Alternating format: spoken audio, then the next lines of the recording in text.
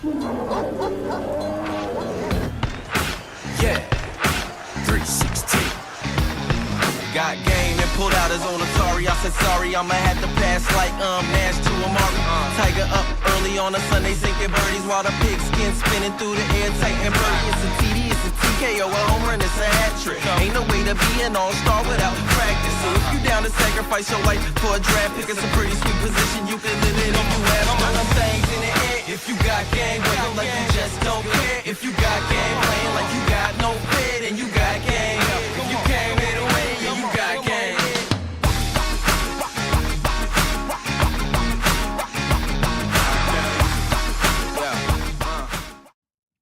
Welcome, everybody, to We Talk Raw. I'm so excited to be back in our Beat studio, and I would like to welcome my guest, Cori Stuart. Welcome. How are you today? I'm excellent. Thank you so much for having me. Welcome to our humble abode. Thank you. It's nice to visit the city. Yeah, right? You live up north, right? I do. Yes. I do. We are going to talk about what you do. So you're a healer and a mentor, but through multiple modalities. Yes. So you heal through intellectual, energetic, and physical modalities. So let's start there. Yeah. Thank you for jumping right in. Honey, don't do the shallow water well. Yeah, I don't cut. I cut to the chase.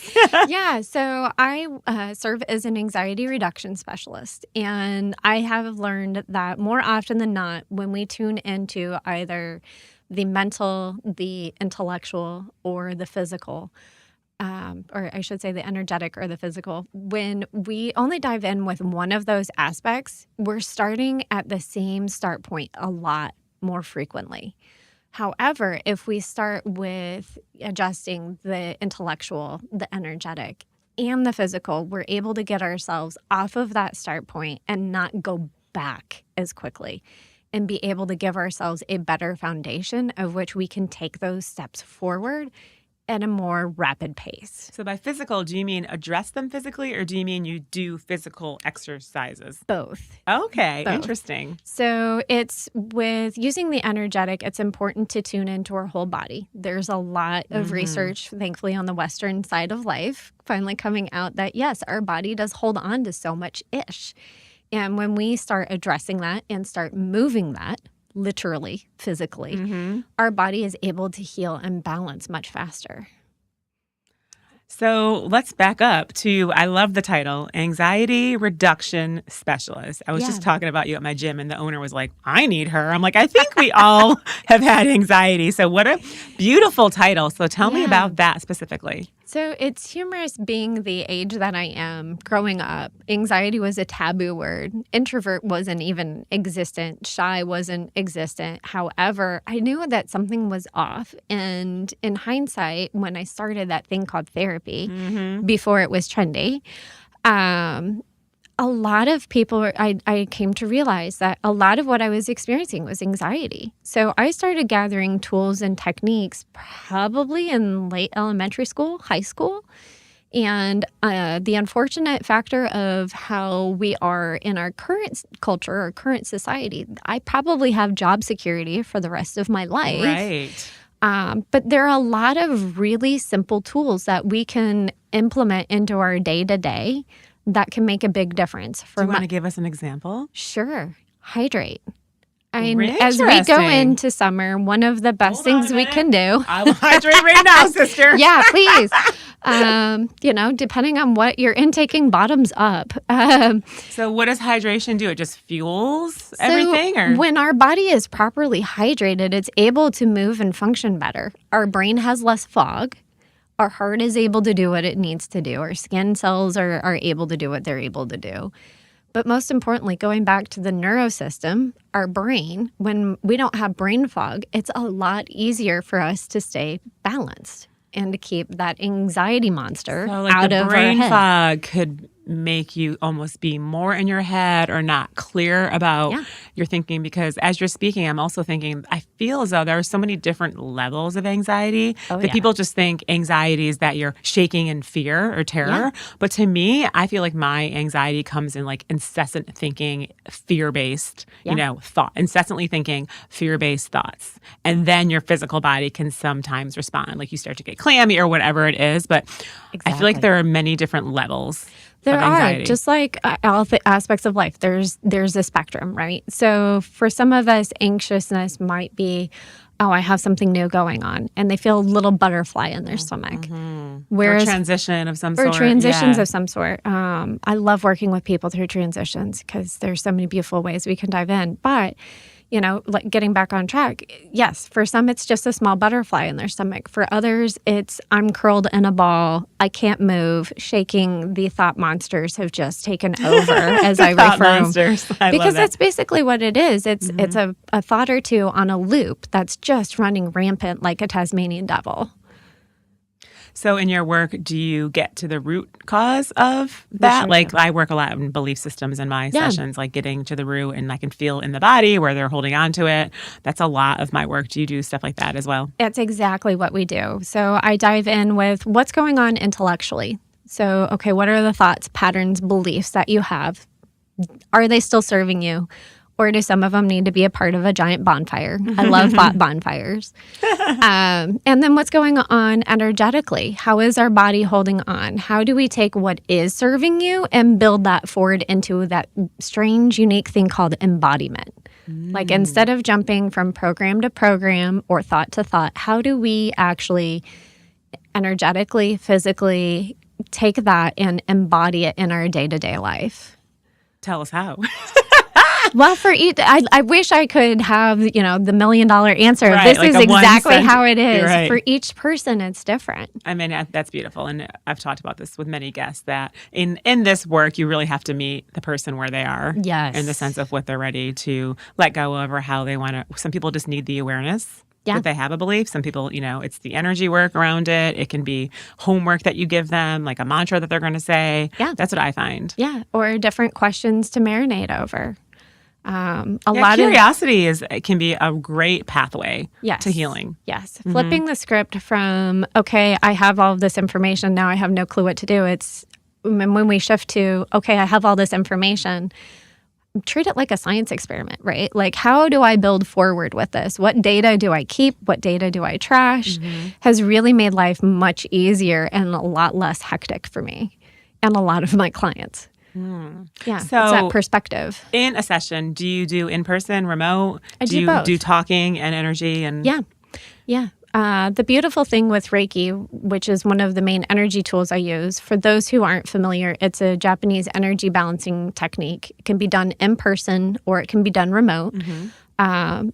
So my sessions can be done in person, which I'm based in Huntersville, or they can be done remote. And you can be I based find wherever. that remote sessions are so powerful because that Yes. sense of neutrality that you have as a practitioner. Most definitely. It's just like whatever's coming through, you have to trust because they're not even in the room with you. Right. you know? They might not even be in the country, and that's okay too. Yeah, exactly. Yeah. And I think that's the one positive thing that came out of the pandemic we went through is because so many people were in lockdown mode. We had to surrender into, okay, what doesn't work that's not hands-on that can help me be in a better place. I never did remote sessions before the pandemic. Yeah. I was all in person. Yeah. It didn't even cross my mind. I did a couple phone sessions, but not like the remote Zoom, Yeah. which is 99% of all of my work right now, Yeah. which is great. And thankfully, I had family who are willing to, I guess, experiment, if you will. They're like, what do you do? I guess I'll try it. Sure. But it's one of those beautiful things. There are so many great tools that we can tune into, and they don't have to be hands-on. Let me ask you a question, shall I? Yeah. What's one piece of advice people give for anxiety that you actually don't agree with? Sleep. That sleep helps? That time will just make it better. I think time making it better, I think, is one of my biggest cringe moments of life. So smart, so wise. Because it's not time that makes it better. It's the perspective, and it's surrendering into the ebb and the flow. I mean, we really do need to feel the feels. I'm not saying let them take over, but at the same point, it's it's important whether it's 6 months, 2 years, however long that time might be, to still let it go, let it flow. Well, the body keeps the score. Yeah. Right? So timing really doesn't make a difference because your body's going to keep that score of whatever you've been through, whatever's Right. ready to be healed, whatever needs to be worked on. Exactly. So how do you get the title Anxiety Reduction Specialist? ARS. Yeah. I'll have to use those. Are you a therapist letters. too, or is that like part of the? I am not a therapist. Okay. Or do you just call yourself that? So I've studied mindset for about 12 years now. I got introduced as a +1 at a conference about 12, 13 years ago. And it was, 300 of my not closest friends asking questions that, in my opinion, only belong behind closed doors. And instead of the coach shrugging people off, he was asking more questions. I'm like, oh, wait, these people are legitimately getting help. These are my fellow weird people who are determined to make themselves better. This is awesome. And I want to participate. And maybe I want to start doing this in my own life. So instead of referring to myself as a coach, I would say I refer to myself as a mentor, because I'm not really the one doing things. I'm the one helping you learn your own tools, your own techniques to be able to better self-care. And that comes with being anxiety reduction specialist. It seems to be, as like attracts like. Oh, yeah. Okay. So as that's something I have a lot of experience with, a lot of people find me to find help for that. So do you have any cool stories of your clients that have really jumped through those sort of hurdles of finding their groundedness after working with you and having less anxiety? Oh, definitely. I think one of my favorites is a client stepping out from her corporate role to being a relationship coach. And she helps individuals and really find their actual complementary partner instead of a codependent partner, as well as that better relationship with themselves. Yeah. And so working with this corporate America woman, right, you're using Reiki and crystals, right? So you're really Reiki, crystals. So what do you say to the skeptic? So I actually was the skeptic. When I first received Reiki, I looked at my friend who suggested it and I said, fine, I'll pay the snake charmer. It won't work. And after 2 sessions, I looked down at my shoes and I'm like, I think I owe you an apology. Like, this is actually helping me with my generalized anxiety. So there are so many different ways you can tune in. Yet again, data collection. Try it once. You have absolutely nothing to lose. As my clients joke, the hardest thing to realize about Reiki is you can take a meditative nap and your body will help balance itself. So you can be snoring while I'm working with your energy to help balance. It's not torture by any means. Yeah, I mean, what I tell clients is just be open to it. I've definitely had a few sessions, one I'm thinking of in particular, with a gentleman who I'm so open to it, but I could just feel he was just almost like testing me a little bit and a little skeptical. And of course, when I asked him, how was your session? How are you feeling? He's like, fine. And every client typically, right, that's open, they're like, oh my gosh, it's just how they feel. I feel so much lighter. That is like the number one, usually, feedback that I get. And so I usually tend to draw on the people that are open to the work. And so that's, if you're open to it, you're not going to be skeptical. But some people are, which, it's okay. I even had a client recently who was just like, I don't really know what I'm doing here, but I've tried almost everything else and nothing is working. So I have nothing to lose by being here on your table.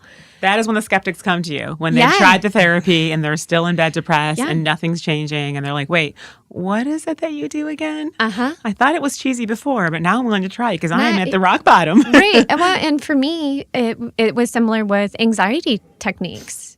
And, oh, wait, we understand we used to make fun of you for saying you had anxiety. That wasn't a thing. And, okay, we're really sorry that we made fun of you for having this thing. By the way, I'm now realizing I'm battling it. You say you share tools and techniques. Will you please forgive me and help? Love it. Yeah, love to help. So let's talk about you. How did you get into this? Or was there, I know you mentioned the conference, but was there like a specific catalyst in your personal journey that made you want to help others in this way? Excellent question. So I've always been a bit of a people pleaser. And I've always been in the place of I want to help people be in a better place than where they started. It's just the road of, I guess, evolution on what's put me on this trajectory that I never imagined. But for me, it was one, attending the mindset conference and then also getting to experience Reiki. And as I worked for a coach for a while, I started meeting healers who are doing it full time. Like, oh, wait, this doesn't just have to be a hobby. This is something I can be wildly successful with if I put my mind and belief into it. And if I can help people every day feel less anxious than where I was without having to be necessarily heavily medicated, I think it's a win-win. For me, I really started shifting from Western medicine when they were going to give me a pill to fix the side effects of a pill. And I politely looked at the doctor and I said, I know you take care of my grandmother, but no. Like, I'm out of here. I'm not coming back. Just taking a pill for a pill for a pill for a pill. Yeah. And that's when somebody looked at me and goes, well, how's your nutrition? How are your vitamins? I'm like, wait, what are all these things? So there's so many different ways that we can tune into our body to help us be better balanced instead of a pill for a pill. Mm-hmm. And I'm honored to share those tools forward. Mm-hmm. Like, please go get your magnesium checked. And let's be honest, right? Our world feels a little chaotic right now, a little divisive. We're all sort of feeling like, ooh, is something bad going to happen? You know, it just feels like there's this, like, something's going to shift. So I think people need you and I more than ever, and will more than ever. I know a couple people in my life that it feels as though they're almost at some sort of like a rock bottom. Yes. You know, people that you're just like, oh, I pray for you, you know? Yeah. And it's happening now. It's happening now. Like, things are happening now. Yeah, I feel like there's a bit of a collective pivot. And there are a lot of individuals who are kind of going through that rock bottom. The beautiful thing is, if you put on your superhero cape, as I refer to it, and ask for help, it's your road, but you don't have to do it alone. Like, we can help there, because there are so many fabulous healers out there. Thankfully, we are starting to show up more. But you don't have to go it alone. We can help you be better equipped with tools. So even though you might feel like you're on the bottom of the ocean, maybe having your face scraped in the sand, I'm here to tell you I've been there too. Right, yeah. We can at least give you a life raft. So we're out there swimming too. Mm-hmm. And do you do this work on yourself? I sure do. And I work with fellow healers too, because every now and then I'll hit a spot and I'm like, I need a little extra love nudge. Yeah, like, can you feel into this on me? I'm and I'm human too, but I can definitely tell with whether I'm paying attention to my hydration, what is my actual rest, how is my Reiki self-care, what am I doing for myself, or am I just preaching and not listening? You know, it makes a big difference. So let's kind of dig in a little deeper. Say I'm going through a transition. I'm going through a divorce, and I'm having a lot of anxiety about kids and money and all of these things. Like, give us some like ideas of tools that you would use on me. I would say, one, if you've got a community around you, don't be afraid to ask them for help. Like, find out who are your friends who are not on rock bottom at the moment. Because you don't want to trauma dump and pull a person who's already down further, but find out who your people around you are. So if you're having a moment and you need a little love nudge, you have a safe space to be able to say, hey, I need to talk something out. And if you don't have that in your community, reach out to somebody like, yourself or Jennifer or myself. That's part of what we're here for, is to be able to give you different tools. I also am a huge fan of, chunk it down into tangible bites. I understand that we get served a roller coaster or sometimes a plate full of ick. But as much as possible, what can we do that's something positive for the kids? What's something we can do positive for ourselves? Like, make it, that elephant one bite at a time. Like, every time I've looked at, or my clients look at that huge picture, it's big, it's scary, it's overwhelming. But when we look at it in little microbites, it becomes much more tangible. And I say, I understand there are a lot of great parents who are single parents. Try to carve at least a half an hour in a day. Like, we have 24 hours in a day. Like, whether it's taking a bath, or I'm not against it, pouring yourself a glass of wine. Like, take care of yourself. And if you can, take your kids outside. Get your feet in the grass. Is such a healer. Listen to the birds, smell the flowers, do the little things that might light you up. So a lot of times in sessions, how I work is, say if someone's going through a transition, right, and they're having a really hard time, a lot of times we can pinpoint it back. Oh, when you were 4, your parents got divorced. So your belief is that transitions will be really tough. And then I sort of attack it, right? Yeah. How do you attack it? How do you try to heal those beliefs or grow them up, so to speak? So I love questions. So how could you react differently if your parents didn't go through that divorce when you were 4? Like, what is a more positive spin on this? Like, if you knew that your mom, or try to have better understanding of, we know that this was a really rough thing when you were 4. what was your mom going through that she had that reaction? Can you have forgiveness for her for reacting the way she did? Or forgiveness for your dad, whoever it is, or both, as well as for yourself for the reaction you had. And knowing that information of, okay, how do you have compassion now for the person that you currently are going through what you're going, so you can have a different response. Do you do any inner child like work in that way? Oh, big time. Yeah, Big time. I mean, I love living from the heart, and actually my practice is really heart-centered or soul-centered. And I think— Tell us more. So I think so much of our life is lived from the heart. It's our first major organ that's the developed, and it's the crossroad of the chakras. So it's that yin and yang, it's that masculine, feminine. Yeah, it's that bridge. And I think that's where a lot of our inner child little nuances, because it's not just okay, here's the trauma that lives there. There's the positive there too. So how do we get them communicating? Like, what questions can we ask? Are there different little rituals or ceremonies that we can create? Inner child or asking themselves? Both. Or both. Yeah. Ask both, because it's so much so, let's connect the inner child. Let's connect our current self. And then, let's daydream. If we have those two connected, what is our future self bringing to our heart center? And how do we have the three of them connecting and working in unison? Yeah. Love it. Yeah. So if anxiety could talk, what do you think it would tell someone? I actually think the movie Inside Out too did an excellent job of, it's not Is that the one with the emotions? It's the emotions. And anxiety tries taking control of the entire dashboard. And it's all the emotions all at once.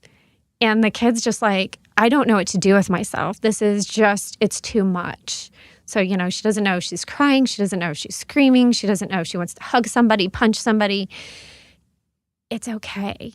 Like, try to search through as much as you can. Like, there are great tools that you can help break that mental loop, whether it's, 5, 4, 3, 2, 1 with your different senses. Or like noticing your senses, like what are 5 present. things you can see? What are 4 things you can touch? 3 things you can smell. That kind of, like, one thing you can touch. Control back in as well. Yeah, but it also snaps the brain back out because it's not it's not able to hyper focus. Same with the concept of box breathing. When you're just focusing on one number, your brain's like, oh wait, the little monsters aren't able to run around as much. So it's almost a healthy distraction in a way. It is. It is. It's like let's reset the neuroprogramming here. Yeah. Great distraction way. In a great way. I love thinking about when I'm having those fear-based thoughts, or I'm like scared of something and having all those fears. You're giving your power away to that fear as well. And so that's how I try to reclaim it. I'm like, no, I'm not going to let my power be depleted to fear. Yeah. When that thing, right, that we're fearing hasn't happened, probably won't happen. Yeah. And so I try to call it back. Like, no, I'm not going to fear this. I'm going to fill back up with my power. Yeah. So I like looking at fear like it's a lion. Because when we stare things down in the fear face, to me, exactly, it doesn't have as much power. So I'm like, okay, lion, I'm going to look you square in the eye. What are you really trying to tell me? Because I have a feeling beneath your screams, there's something that I'm missing. And then we're going to walk side by side out of this in an empowered way. So instead of it being that detrimental fear, it's a powerful or more or move closer, right? Yes. Like you're scared of something because you know there's a lot of energy there or passion there, or there's possibility and potential. So it's scary, right? Yes.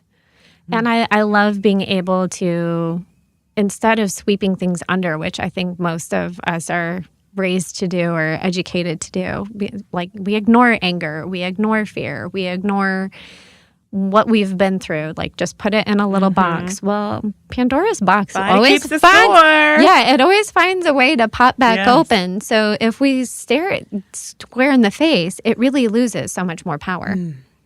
Speaking of losing power, we're going to lose power. We'll be right back after a word from our sponsor.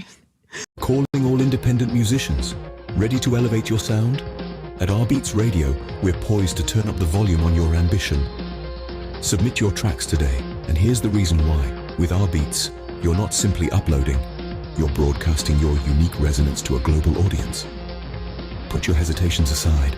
We're offering you the golden opportunity to have your music reviewed and aired on our radio station, absolutely free of charge.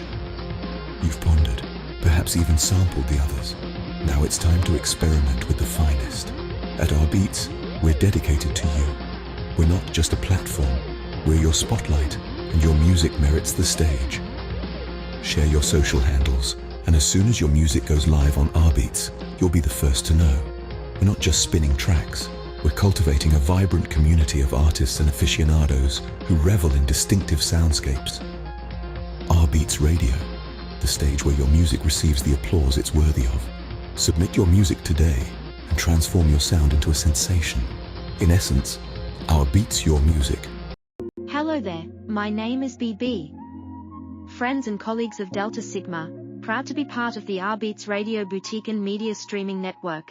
Thank you for joining us today, as we introduce one of our favorite hosts of the #1 trending show for independent artists, Our Beats Trending Now. We are proud to present Annalise Pearl, here today performing her new smash hit, Lightheaded. Take it away, Annalise.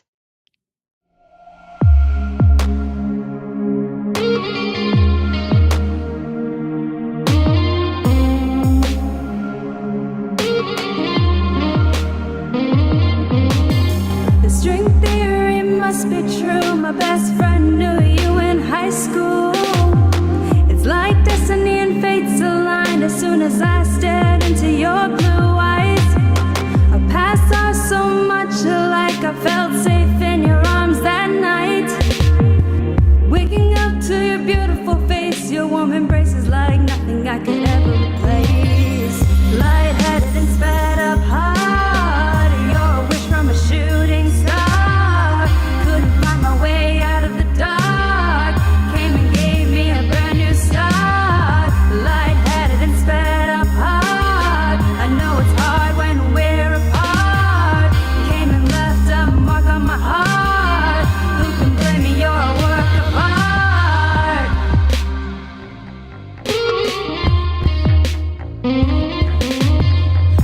Welcome back to this week's segment of What's Trending Now on Our Beats Radio, Media, and Streaming Network. You just heard my new song, Lightheaded, out now on all streaming platforms. Thank you all so much for tuning in to What's Trending Now. And now let's get into our upcoming local, national, and international concerts. Starting off with Carpet Band's Echoes of Time tour taking place in Los Angeles, California at the Hollywood Palladium. Event starts on Friday, May 30th. Doors open at 7 p.m. You can get your tickets at livenation.com.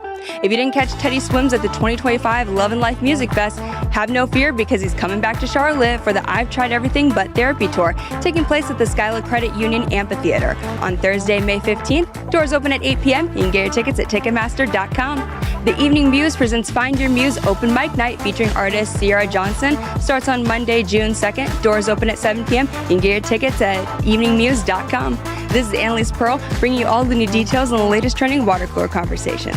Stay on top of the Our Beats app and ourbeats.com, always bringing you the best of the best independent, national, and international music artists. Constant influences are on the Our Beats app. Now let's get started with this week's DJ World Beats Top Trending Songs.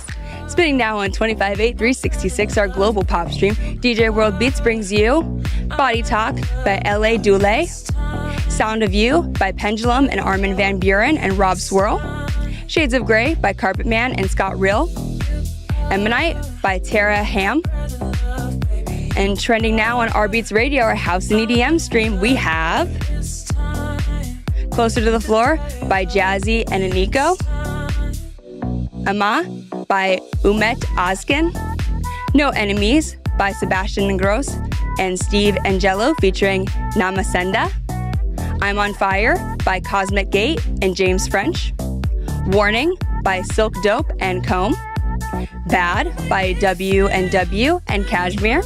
And coming up on We Global Radio, our hip-hop and R&B stream, we have Last Dance with Mary Jane by Snoop Dogg featuring Tom Petty and Jelly Roll, My Darling by Shella, Bombshell Cheza by Skyla Tyla featuring Diamond Platinums, Tyler ICU, Kayla Harris, and DJ Exit, No Introduction by Central C, Wifey Redeem by Shy Girl featuring Georgia Smith and Sad Boy, Khalil by Kaz Duro, Han Toro by Pablo Fierro, Morena by Newtan Vega and Peso Pluma. And closing out on Spotify playlist Only Bangers Hits Different, we have Don't Be Afraid by Methem featuring Avalon Roxton, Voler by Two Cuscos. And that concludes this week's countdown. Be sure to check out our social media sensation show, What's Trending Now, and be sure to check out RBTZ TV on YouTube, and be on the lookout for some of my friends who are featured artists right here on What's Trending Now. Thanks for watching. Welcome back to We Talk Raw. I'm here with Cori Stuart, healer and mentor. Let's dive back into our conversation, shall we? Oh, yeah, let's go. So let's talk about emotions, right? So authentic emotions, right? We're taught in the healing world, feel your emotions. They're going to move through you, right? This too shall pass, the oldest cliche in the world, but it's true, right? Emotions emote. But I feel as though, or do you feel as though sometimes the anxiety that we feel, it can feel like an emotion, but it's not necessarily authentic. It's more man-made because of like what we're thinking, what we're fearing. Can you speak to that? Sure can. Wow. Excellent question. I'm so glad to just dive right back in. So a lot of what my clients and I dive in with is the emotion of anger really masks, okay, what is another emotion trying to get through? Like, what is the root of anger? I love the phrase, anger is sad's bodyguard. That's an excellent quote. It's an excellent quote. And for me, when I would have terrible panic attacks in like college and high school, it wasn't always just I'm crying in a ball. Sometimes I would disassociate. And I would be like, wait, I have no clue what I just said. Like shut down, check out. Shut down, check out, and have no clue what I would say. Or sometimes I would break things. It was great. And then you'd come to, I'd come to and be like, I don't know what just happened here. And I have no clue what just came out. So that's something that I've worked very hard to help for myself as well as other individuals that I've worked with. Because, anger is a bodyguard or a checkmate or an invisible cloak. Let's go Harry Potter, whatever you want to roll with. But there's another emotion hidden in there. And I think that too often we forget how to use truthful thinking. Like, what is the real truth of the situation? Am I caught up in a moment? Am I caught up in the what ifs in my head? Is this a scenario that I'm pulling from 20 years ago and I'm bringing that into the current moment and it's being used as kind of a weapon against myself or another person? And we let that emotion take over instead of us being in charge of that emotion. And when that emotion is so large, it can feel very overwhelming. Yeah. Like it's not going to pass.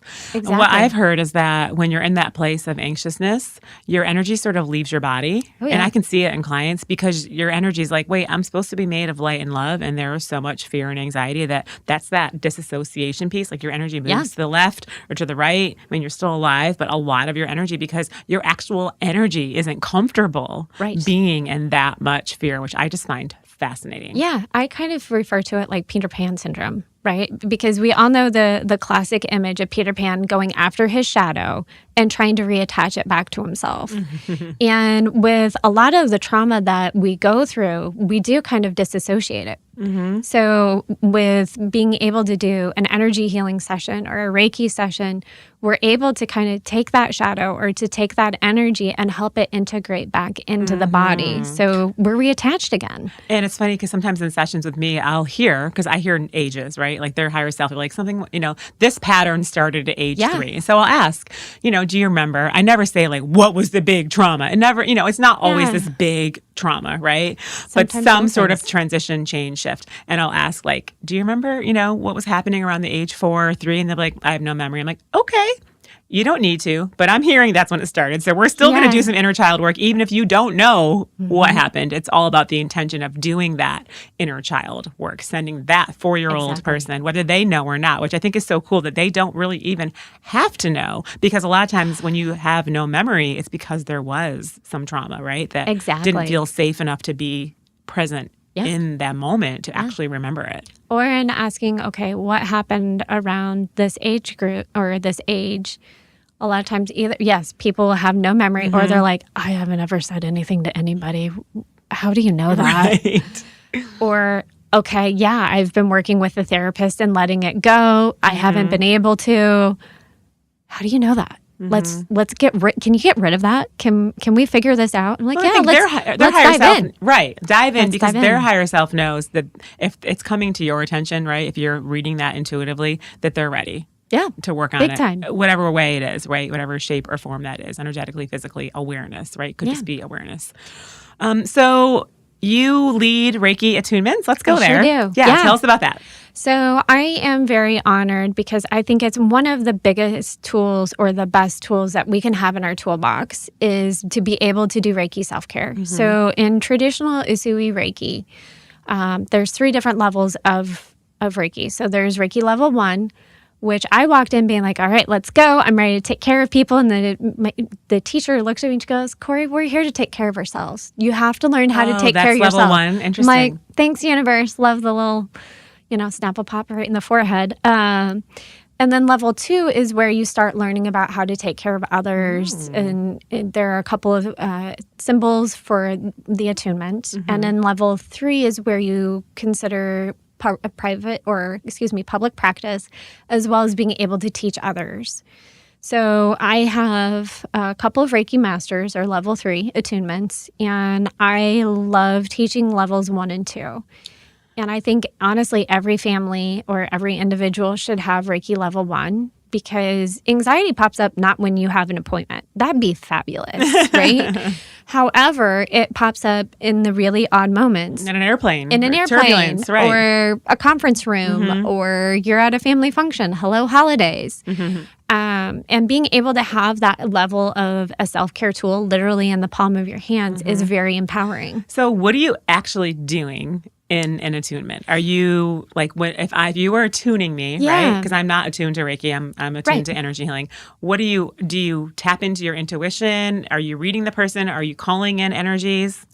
Like what actually happens? There's no summoning ever, thankfully. I've had that question a lot. I'm like, what do you summon? And I'm like, I don't. I work with your energy to help balance itself. So you tune into the So I'm client's tuning energy. into the client's energy. I'm merely a conduit. And you're trying to see what they need to open or close or Yeah, release so or... In an attunement, it's really... I view an attunement rather like tuning into the right radio station, right? When we're energy healers in general, we have the opportunity to tune into so many different modalities, right? There's acupuncture, there's healing touch, there's just shamanism. I shouldn't say just shamanism. There's shamanism, there's generalized... I don't know what to call it. I just know it works and it flows through me. There's healing hands, Reiki. However, within the actual attunement, it's helping the individual's healing energy be able to better tune into Reiki as a specified modality. So do you close your eyes and you tune into one person's energy, or you do it as a group, and then what? You'd have to go through the attunement. Oh, secret. So it's not necessarily secret. It's more so sacred. Oh. So I know you can't talk about the symbols, right? I've heard that you're not allowed to. Yeah, so there are different symbols that can be used. They're for mental and emotional, not generalized, but amplifying generalized healing or distance. So the symbols are just intention, right? So you're calling out a symbol because you're calling out a specific frequency. Exactly. Right. And yet again, they're not secret, they're sacred. Sacred, sacred. Yeah, it's one of those of, there are multiple cultures that use these symbols or similar symbols.